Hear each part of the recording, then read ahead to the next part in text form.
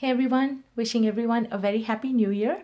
Hope you all had a wonderful holiday season. I certainly did, and I'm really looking forward to 2019. And as my first video of 2019, I'm going to show you how to do this Lacy Zigzag Stitch. I recently did this, I knitted a scarf with this pattern. I really love this kind of a chevron type look. And in this case, it's actually a very nice pattern that lays flat, and this is the right side. You can see the ridge is really nice and pretty here. The left side or the wrong side isn't too bad. I would say it's almost reversible, but the best part about this pattern is that it provides this beautiful scalloped edge on both sides. So the work knits up this way and you get the scalloped edge as you go. So it looks great for not just a scarf, but I think if you wanted to knit an afghan or a shawl, this pattern would look wonderful. Now I just knitted up in one single solid color. I love yellow, and so I wanted a yellow scarf, and I had this yarn, so I thought I'll use it up. But I think it would look really great if you used a striping type yarn, because then you'll get beautiful stripes, or just even different yarns that you join together, or variegated yarn. Now the pattern is a little bit complex, and so I would put this at an advanced beginner or an intermediate level knitter, because it is knit over a multiple of 20 rows. But don't be alarmed, I will show you exactly how it's done, and a lot of the rows actually repeat, so the pattern itself isn't too bad. A couple of things I'll mention before I get started is it helps, because it's knit over 20 rows, it helps to keep track of your rows when you first get started. So having a little row counter, or if you don't have a row counter, just keeping a notepad and a pencil to note down your rows as you go will certainly help. And it might help to have a little clippy marker or a safety pin, and I'll show you why in just 1 minute. So let me show you how to knit this pattern. Now I've provided the details of the pattern in the description field, so if you just click down on the little drop down triangle below the video, you'll get all the details. I've also provided the details of the scarf that I knit up. Now the pattern itself is just a traditional pattern, and there's lots of variations that you can do of this zigzag pattern, but I'm just doing the one that I liked to get the right depth or distance between those little V's that form. Okay, so the pattern is knit on an even number of stitches. So I'm going to cast on 10 stitches. I've cast on 8. I'll cast on a couple more so that it gets me to 10 stitches. And I'm just using double pointed needles for this demonstration. You don't need double pointed needles for the pattern. And I'm just showing you how to knit this in the flat. Okay, so now the pattern has a setup row that you only do once, and then you do a multiple of rows 1 through 20. You keep repeating rows 1 through 20. So for the setup row, the pattern is a knit 1, a purl 1. So the first 2 stitches is just a regular knit and a regular purl. And then the repeat starts for the entire row. It's a yarn over, knit 1, purl 1. So for yarn over, leave the yarn in the front and knit 1. So you'll notice as I bring the yarn to knit, I'm creating that extra stitch, and that's what we want. That's our yarn over, and then purl 1. And that's the repeat for the rest of the row. So yarn over, leave the yarn in the front, knit 1, purl 1. Yarn over, knit 1, purl 1. Yarn over, knit 1, and purl 1. And that is the setup row. You only do that one time, and then you turn your work and you begin rows. You start with row 1. Now, if you look at the pattern, rows 1, 3, 5, 7, and 9 are all the same. And then rows 2, 4, 6, and 8 are all the same. So I'm going to show you how to do row 1 and row 2, and then you'll keep repeating that. You'll do row 1, row 3, row 5 the same, and then row 2, row 4, row 6, row 8 the same, all the way through rows 9. Okay, 1 through 9. All right, so now I'm going to keep track of my rows using my little counter here, because believe me, when I started knitting this one, I got plenty confused. So the first row, or row 1, the first stitch is a knit 1. Then it's a purl 2 together. So you're going to bring the yarn to the front to purl it, and you're going to purl these 2 stitches together. So insert your needle through front loops of both stitches and purl them together. Both stitches get dropped off together, and then yarn over. Okay, so in this case, I'm going to leave the yarn in the front, and that's the repeat. Knit 1, purl 2 together, yarn over until the last 2 stitches. So here we go. Knit 1, purl 2 together, yarn over. So knit 1, purl 2 together, yarn over, and you'll keep doing this till you get to the last 2 stitches. So now I'm at the last 2 stitches. I'm at my yarn over. Remember to keep the yarn in the front. You do want that last yarn over. And then the last 2 stitches are just a knit 1 and a purl 1. So with the yarn in the front, you're going to knit 1 and you're going to purl 1. And that is the end of row 1. Now before I go to row 2, what I like to do, and I learned the hard way, it's best to keep track of your sides, at least when you're first getting started. So use a little safety pin or a clippy marker and pin it on one side. Since I finished this side, row 1, I'm going to pin it right here. So I know that this side with the clippy marker is my odd rows. When I get to that, then I know that that's when I have to start an odd row. Okay, now row 2. So for row 2, the pattern is knit 1, purl 1, and then yarn over. So I'm going to leave the yarn in the front, and then it's a knit 2 together this time. So you're going to take your needle, insert it through the front loops of both the next 2 stitches rather, and knit them. Both stitches come off. Okay, so knit 1, purl 1, yarn over, knit 2 together, and then purl 1. So your repeat is yarn over, knit 2 together, purl 1, all the way to the end of the row. So the yarn in the front to get that yarn over, then knit 2 together, purl 1. Yarn over, knit 2 together, purl 1, and then the final repeat, purl 1. And that's it. That's row 2. So now you're going to keep repeating rows, what you did for row 1. I have a hair snagged in there. Okay, what you do for row 1, you'll do for row 3, and then what you did for row 2, you'll do for row 4. Keep doing that all the way till you get to row 9 and you're ready to work row 10. So I have that knit up over here just to save us some time.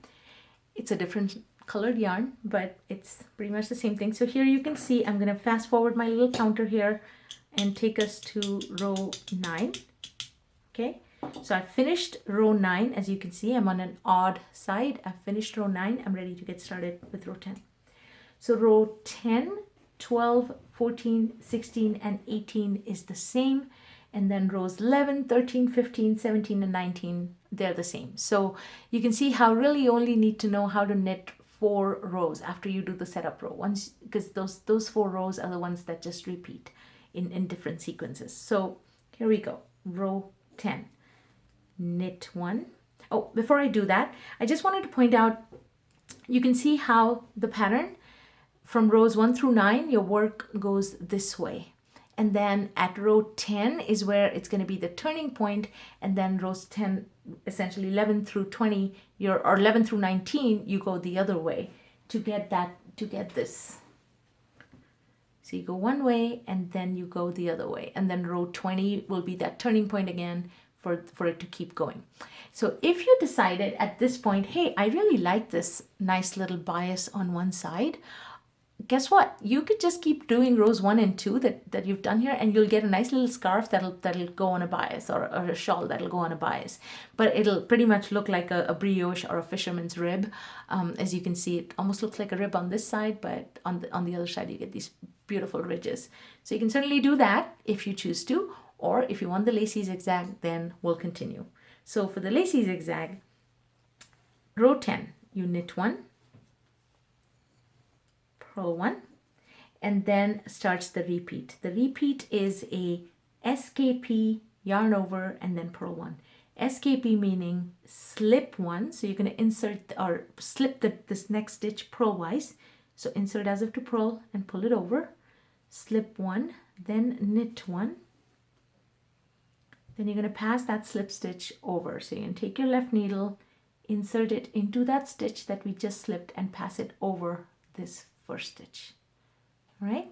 So you did an SKP, then you do a yarn over, which means bring the yarn all the way over in this case.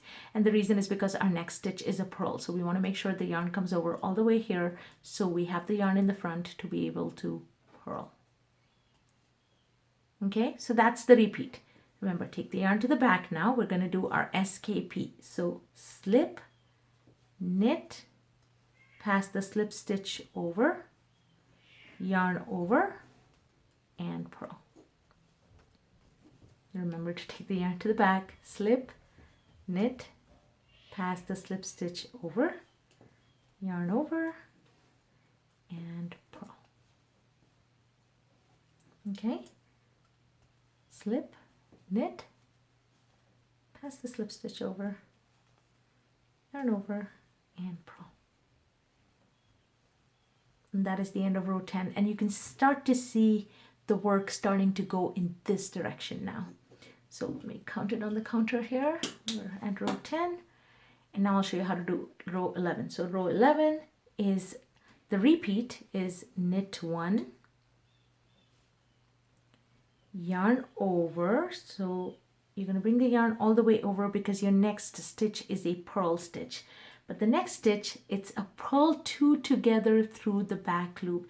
And I think in this entire pattern, this is the slightly challenging bit. So you want to purl the next 2 stitches through their back loops. So what you want to do is take your right needle and insert it through the back loops of both these stitches. Okay, and that can be a little bit tricky, but right there you can see how I've inserted it through the back loops of both those stitches, and then I'm going to purl it. All right, and that's the repeat. You're going to keep doing this till the end. So yarn goes to the back because it's a knit 1, yarn over, and purl through the back loops. Okay, right there. Knit 1, yarn over,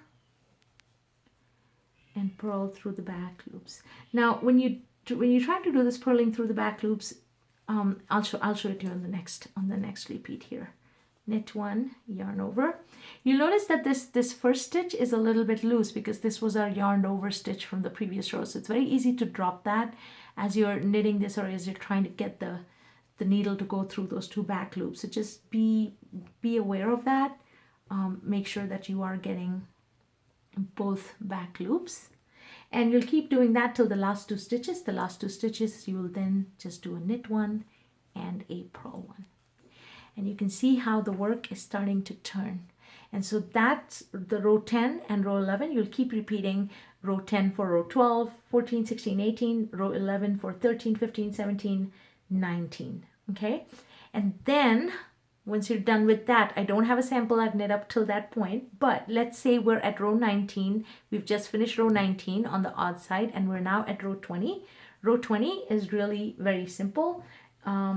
It's knit 1, purl 1. It's almost a repeat of row 10, but it's slightly reversed. So knit 1, purl 1, and then the repeat. The repeat is a yarn over, SKP, purl 1. So leave the yarn in the front, slip that next stitch, then you're going to knit the next stitch. So remember, your yarn is in the front, so you're creating that yarn over, and then you're going to pass the slip stitch over. Remember, the second stitch from the start is the one that we had slipped, so that's the stitch we're going to pass over, and then a purl 1.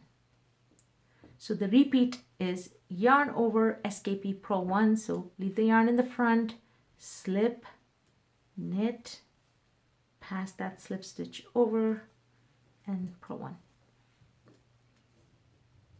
Slip, knit, pass the slip stitch over, purl 1, and keep doing this till the end. Slip, knit, and sometimes when that happens, you'll see how this is almost crossed over that. Just be sure you're picking up the second stitch to pass it over. That's the slip stitch. and purl 1. And that's it. That's your row 20. You will then turn around and you will keep doing rows 1 through 20. So I have to say it is a little bit finicky, the pattern, because of all those rows, and you have to count the rows just to keep track. But once you've knit up a little bit, you'll probably have the pattern memorized. And then maybe you won't need to look at your cheat sheet, or you'll be able to know. You may not even need to count. You'll know exactly when to turn. Now, one other point about this is when you do knit it, the work tends to lean towards one side. Even with the zigzags, the zigzags will all kind of tend to lean towards one side. But you can block your work, and when you block your work, it'll actually flatten out and straighten out, and it'll look really pretty. I think it looks really, this pattern looks really pretty. So I think I'm going to try and do a shawl or an afghan with a sort of a stripy color or a variegated yarn, because I think it'll look really nice. But for now, I'm really enjoying wearing this scarf. So I hope you give this one a try. As always, thank you so much for supporting my channel, for watching my videos. Please click the like button if you like the video, and subscribe to my channel for all my upcoming videos. I'm going to really do my best to try and post at least one video a week. I know I always say these things and then I don't quite follow through on them, but this year I'm really going to try. So thank you again for all your support, and happy knitting.